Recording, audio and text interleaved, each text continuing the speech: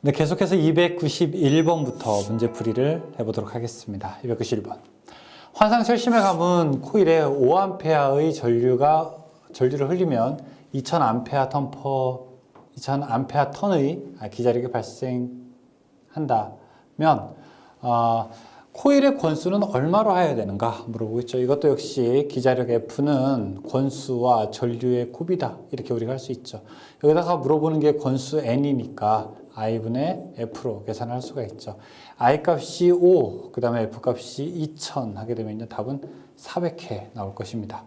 환상철심의 감은 코일에 5A의 전류를 흘려 2000A 턴의 기자력을 발생시키게 하려면은 코일의 권수는 얼마로 해야 되는가? 지금 같은 유사한 우리가 형태라고 볼 수 있겠죠. 답은 400회. 전류에 의해 만들어지는 자기장의 자기력선 방향을 간단하게 알아내는 법칙.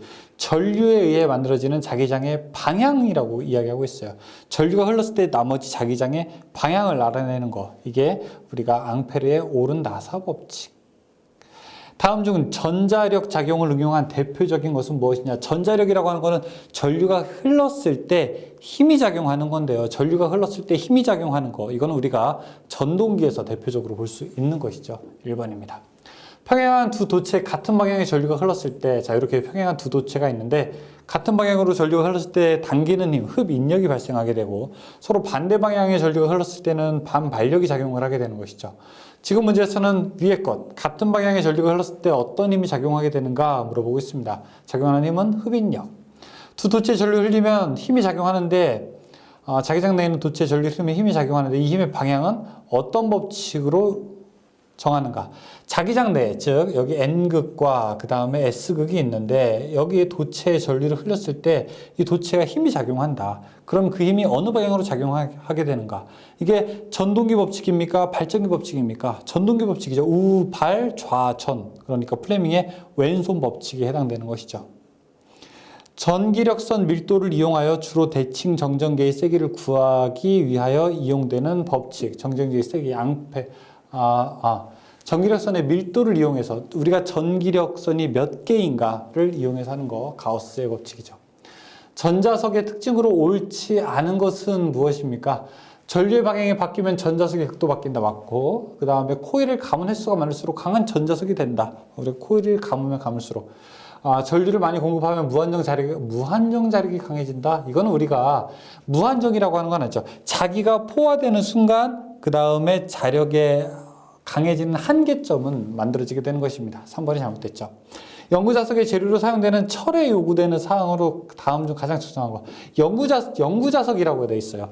연구자석이라고 하는 거는 우리가 히스테리시스 곡선을 또 이야기할 수 있게 되는데, 히스테리시스 곡선, 자, 이런 식으로 만들어지게 될 때 어떤 모양이 돼야 됩니까? 전자석이라고 하는 거는 전류를 끊게 되면은 자기장의 세기가 바로 없어져야 돼요. 즉, 잔류자기가 바로 없어져야 되는데, 그러니까 조금 가느다란 형태를 띠고 있어야 되는데, 연구자석이라고 하는 거는 한번 자기장의 세기를 주게 되면은 지속적으로 잔류자기가 남아 있어야 되는 형태, 즉 약간 통통해야 되고요. 연구자석은. 전자석은 약간 홀쭉해야 되는 겁니다. 그래서 잔류자석은 조금 커야 되는 거죠. 그렇죠? 잔류자석은 크고 보좌력도 커야 되고요.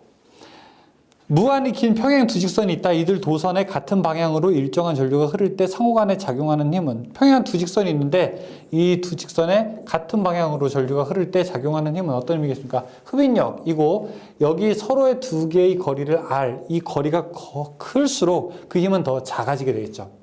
긴 직선 도선에 I의 전류가 흐를 때 이 도선으로부터 R만큼 떨어진 곳에 자기장의 세기, 자, 여기 I가 흐를 때 이쪽 도선으로부터 R만큼 떨어진 곳에 자기장의 세기는 어떻게 되겠는가? I에 비례하고요, R에는 반비례하게 되죠. 전류에는 비례, 거리에는 반비례하게 되는 거죠. 답은 I에는 반비례, R에 잘못됐죠? 2번이죠, 2번. 전류의 비례, 거리에 반비례한다.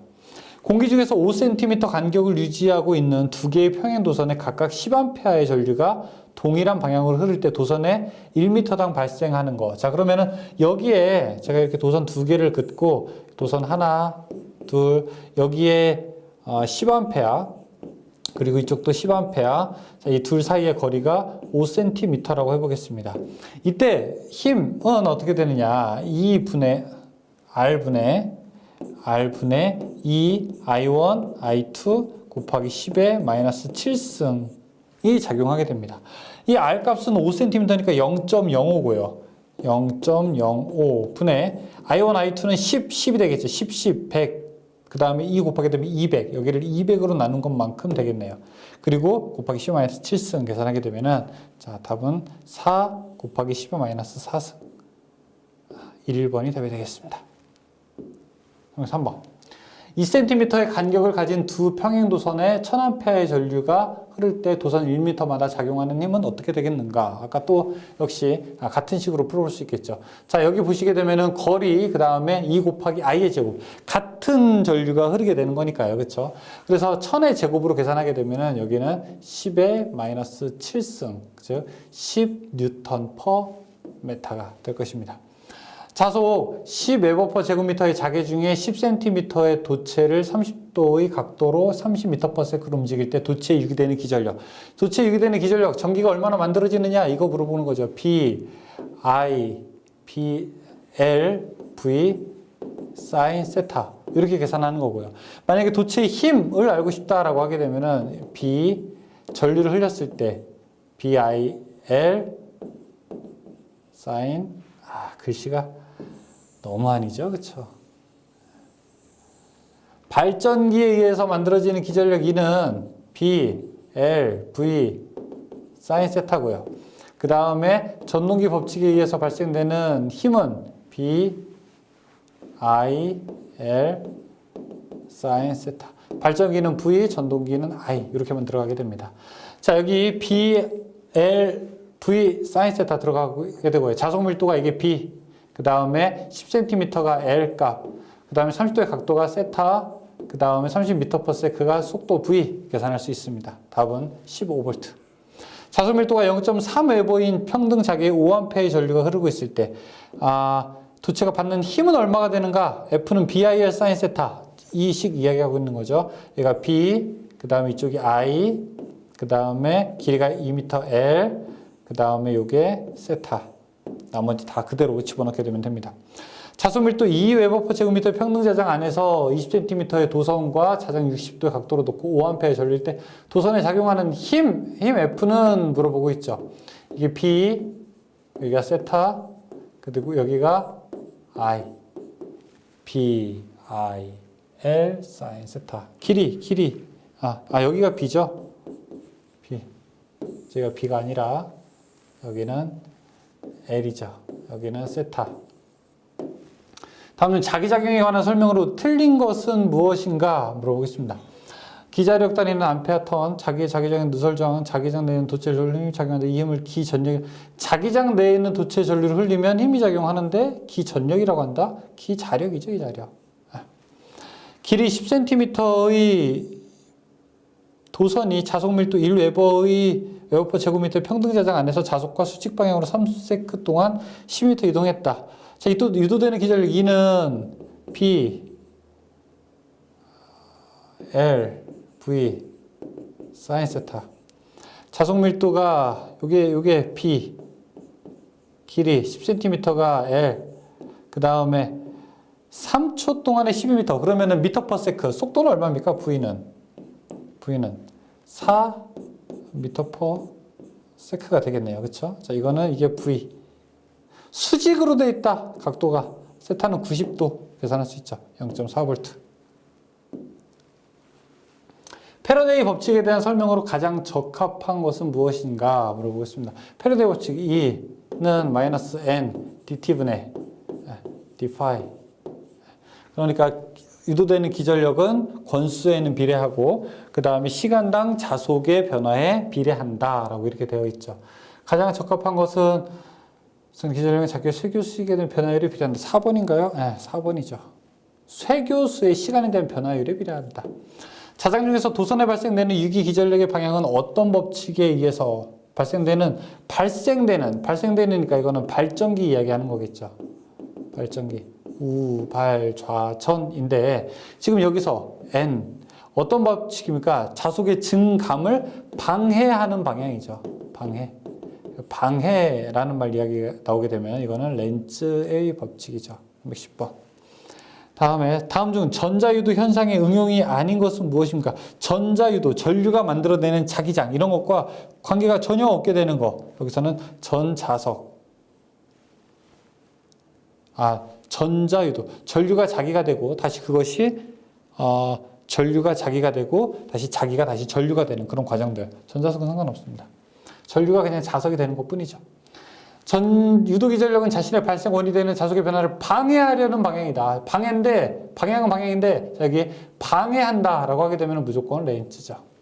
자장 중에서 도선에 발생되는 유기기전력의 방향은 어떤 법칙에 의해서 설명되는가? 자장 중에서 도선에 발생되는 유기기전력의 방향. 아까 저기로 또 나오게 되는 거죠. 렌츠의 법칙.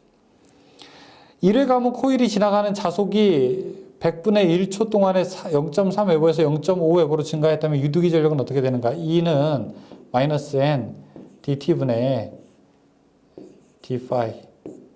자, 그러면은 n 몇 회 감았습니까? 1회 감은 코일이니까 있으나 마나. t 시간은 100분의 1초 동안에 0.01초 동안에 자속의 변화는 0.3에서 0.5니까 0.2만큼 변화했다고 하게 되죠. 그럼 얼마입니까? 이거 20이 되겠죠. 20. 답은 20. 맞죠? 자체 인덕턴스 40ml의 코일에서 0.2초 동안에 10A의 전류가 변화했다. 자, 이는 N dt분의 d phi 맞아요. 자, 이것도 있어요. L dt분의 d i도 있어요. 기억하셔야 됩니다. 그러니까 n phi 대신에 l i를 넣을 수도 있어요. 똑같습니다. 뭐 마이너스 플러스는 이거는 상관없어요. 어쨌든 그 렌츠의 법칙 방향만 알려주고 있는 거니까 지금 문제에서는 이 밑에 있는 식을 써야 돼요. 요것이 l 값이고요. 0.2초 동안이 요것이 t 값이고요. 요것이 i 값이죠. 그러면은 l 40ml 0.04 곱하기 t분의 0.2분의 I 10A.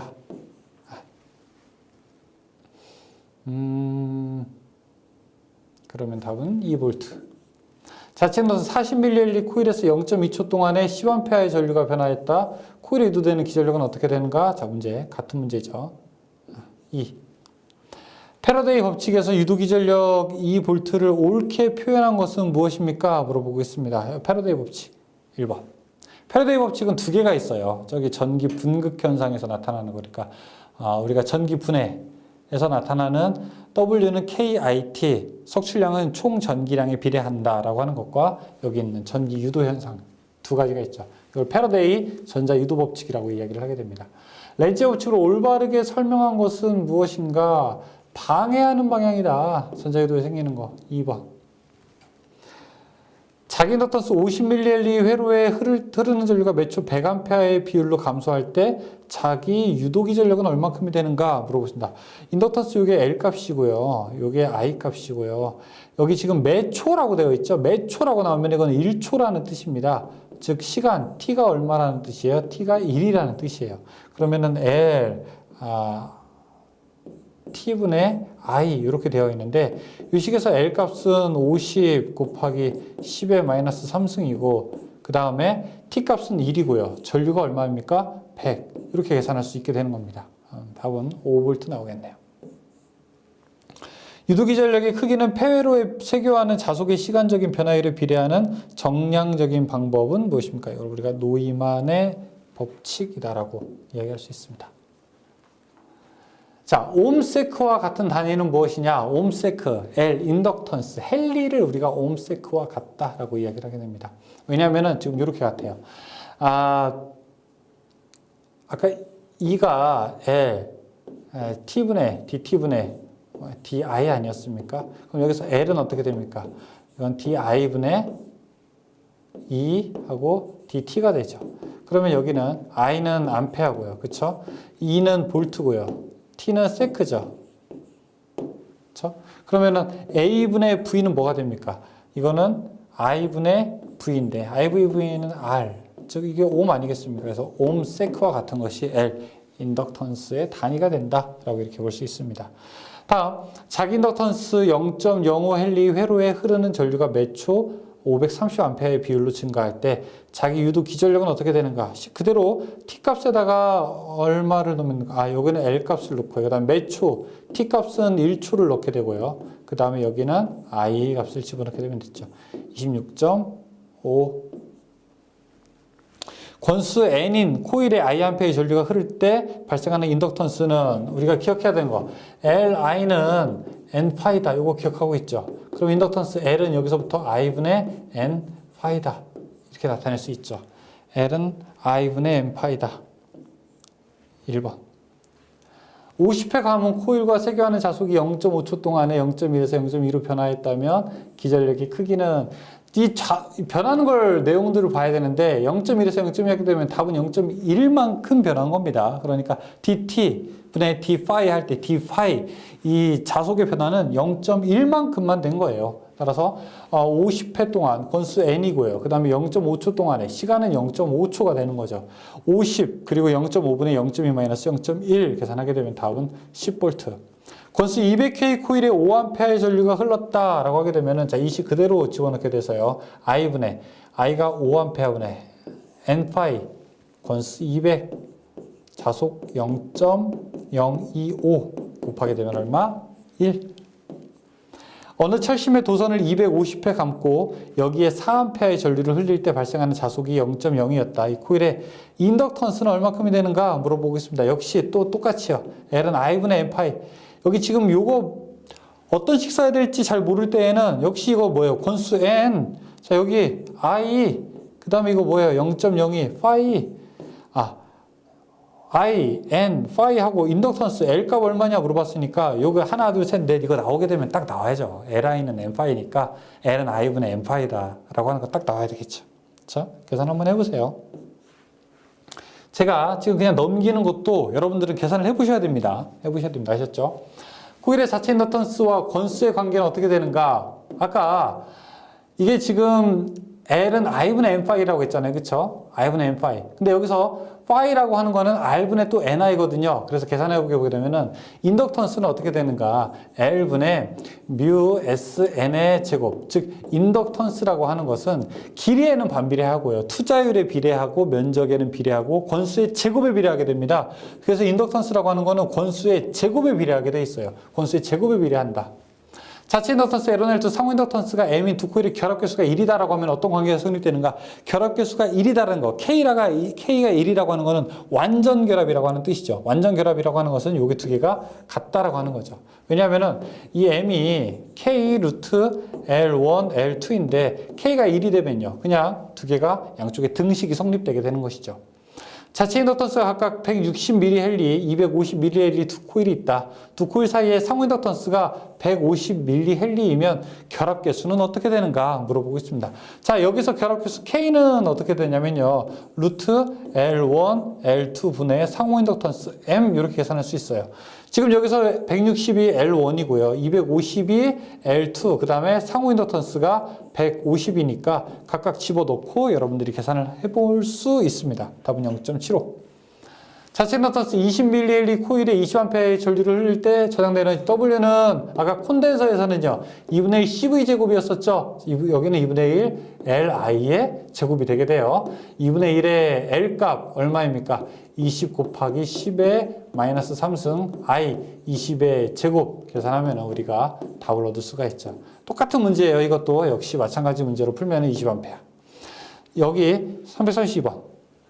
전원으로 연결한 코일에 10A가 흐르고 있다. 지금 순간적으로 전원을 분리하고 코일의 저항을 연결했을 때 저항에서 24칼로리의 열량이 발생했다. 코일의 자기 인덕턴스는 얼마큼이 되는가 물어보겠습니다. 1줄이라고 하는 거는 0.24칼로리죠. 딱 0.24는 아니에요. 0.24보다 조금 작아요. 그런데 지금 문제에서 10A가 흐르고 있을 때 축적되는 에너지라고 물어봤으니까 자, 지금 전원으로 연결한 코일에 10A가 흐르고 있다. 순간적으로 전원을 분리하고 코일의 저항을 전원으로 연결한 코일에 자, 여기 어떤 전원이 있는데 이 전원으로 코일을 연결하고 이 코일에 10A가 흐르고 있어요. 근데 여기다가 순간적으로 전원을 없앤 다음에 여기다가 저항을 딱 연결하니까 이때 저항에서 24 칼로리가 나왔다는 거예요. 그럼 이때 인덕턴스 값은 얼마냐라고 물어보는 거예요. 그러니까 여기 축적되어 있는 에너지가 얼마였냐라고 물어보는 것과 똑같아요. 2분의 1의 Li의 제곱. 그럼 여기서 L, 인덕턴스 값 물어보니까 I의 제곱분의 2분의 W. 여기서 W는 100, 그리고 I는 10 계산할 수 있습니다.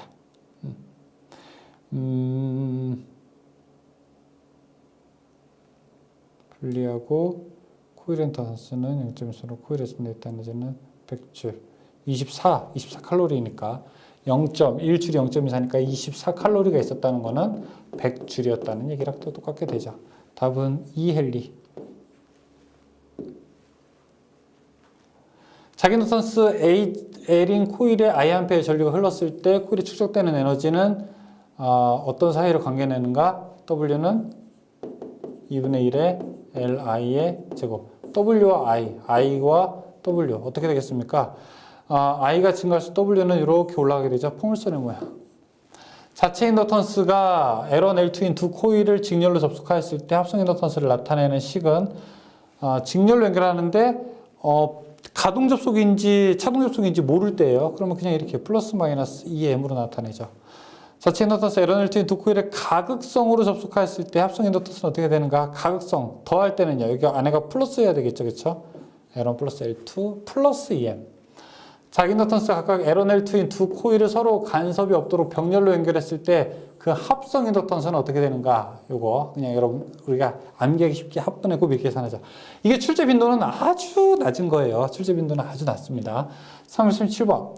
자기 인덕턴스와 상호 인덕턴스의 관계에서 결합계수의 값은 어떻게 되는가? 0보다는 크고 일반적으로 1보다는 작게 되죠. 0과 1 사이가 되는 겁니다. 자체 인덕턴스 L1, L2, 상호 인덕턴스 M인 두 코일이 서로 영향을 주지 않는다면 상호 인덕턴스는 어떻게 되는가? 이게 비결합이라는 거예요. 결합 중에서 비결합. 결합계수 K가 얼마다? K가 빵이다. 비결합일 때. 이거는 0이죠. 상호 인덕턴스는. 자체 인덕턴스가 각각 160, 그 다음에 250 두 코일이 있다. 두 코일 사이에 상호 인덕턴스가 150이면 결합계수는 어떻게 되는가? 결합계수 K는 루트 L1, L2분의 상호 인덕턴스 M, 루트 160, 그리고 하나 250분의 상호 인덕턴스 150은 0.75. 환상 솔enoid의 자기 인덕턴스에서 코일의 권수를 5배로 하였다면 인덕턴스의 값은 어떻게 되는가? 아까 인덕턴스 어떻게 됐어요? L은 L분의 뮤 SN의 제곱. 권수의 제곱에 비례한다라고 했었죠? 그렇죠? 권수의 지금 5배를 하게 되면 그럼 얼마큼? 25배가 증가하겠죠. 답은 4번이 되겠습니다. 자, 여기까지 해서 일단 문제를 풀어보고 저희 잠깐 쉬었다가 다음 시간에 뵙겠습니다. 그래서 문제 좀 많죠? 어려운 거. 그렇죠? 힘내시고 전기 1호만 넘어가세요. 아셨죠? 네, 화이팅! 자, 여기까지 마치겠습니다. 수고하셨습니다.